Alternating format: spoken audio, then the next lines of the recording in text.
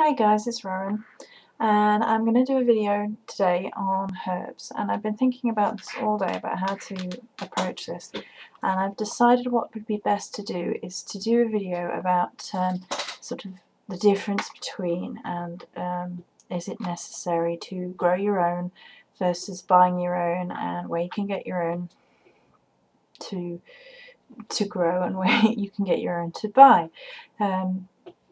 A lot of people are in the situation where they just can't grow their own, and I've had it before that people have been a bit rude to me, but saying, oh well, you don't grow your own, so the magic isn't as potent, it doesn't count as much, you're not even as pagan. I've heard that before, and it just doesn't take into account that a lot of people cannot afford or haven't the space or haven't the garden or earth or whatever to grow their own herbs.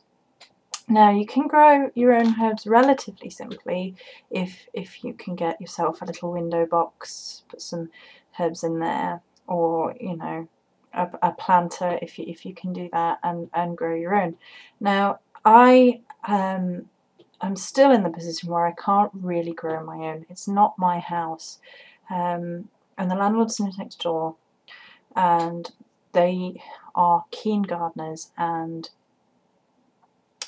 they like to keep it within their realm. So I can't really grow anything in the garden. I can't currently afford my own herb planter. I want one of those tiered ones. That's a plan to come next year maybe. I do have a few growing herbs and things growing outside that are there anyway that I can use, which is great, but I for years wasn't in the position where I could grow my own herbs. I was in student accommodation for a while, and you can't do it. The money's tight for most people. So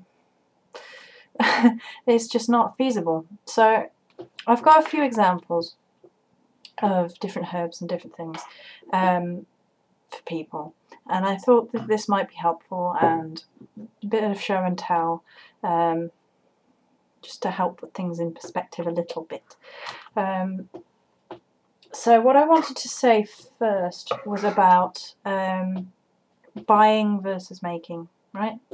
So one of the first things herbs are very useful for is smudge bundles, and people make smudge bundles out of all sorts of herbs, and the idea is that you create your own, or you buy one and you light it, and you go around your home or your room and use the smoke and waft out all the negative energies, and you visualize with it.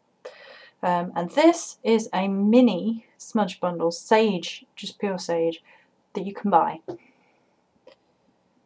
So that's a standard one, and you can see it's been burnt slightly already. Now, my sister said to me the other week rather, because I was having trouble getting it to relight. She's like, well, why don't you just trim the ends? How many years I've been using smudge bundles and hadn't thought just to trim the ends. So sometimes you need a sister, sometimes you just do. Anyway, these are great. They smell lovely. These are the mini ones, and I think it was a pack of 6, something like that. You can buy them in a much bigger size. They're normally like like that. The bigger ones. I prefer the smaller ones. Easier to hold in your hand, easier hand hold, less fallout. I can't remember how much the pack was for the mini ones. So that's that. And then I started making my own. Now, I made my own at Lunarsar, and I have to be careful because these are still drying. And this was lavender and rosemary. The lavender was from outside. And obviously it doesn't look quite the same, and they never do.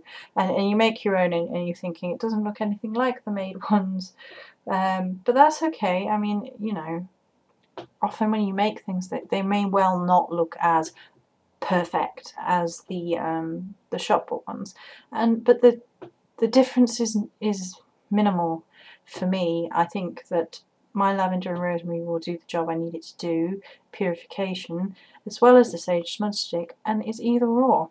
You know, it really doesn't matter. And to me personally, some people will be really bothered about growing their own. Another thing that I have found, I have a fruit and veg shop locally in the village, and they source everything as locally as they can manage. Not everything, obviously, and they sell these packs and of fresh herbs like this.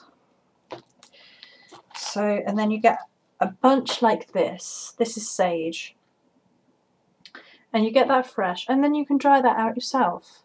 So it's sort of meeting out the middleman. It's not buying dried herbs from somewhere. It's buying fresh herbs, and then you can dry them out yourself, and you can imbue them as they dry. You can hang them up, you can empower them, and then let them dry. And that's sort of a middle road. And I thought that was a nice idea, that if you really can't grow your own, but you know you don't really want to buy dried herbs, that was something you could do to meet in the middle.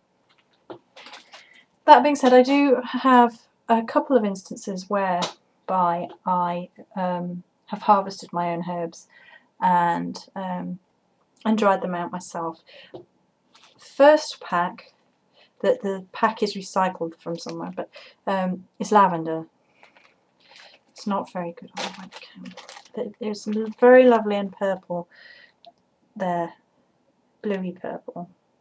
And that's from outside my back gate, and I trimmed and left it to dry on my wooden pentacle, which looks an awful lot like a chopping board, and let them dry, and then took the little buds off and bagged them up.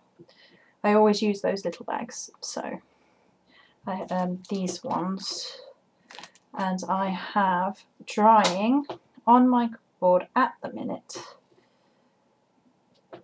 some chamomile that was harvested from outside, and we're probably going to have to go into more than one video for this, so I shall stop here and start a new section 2.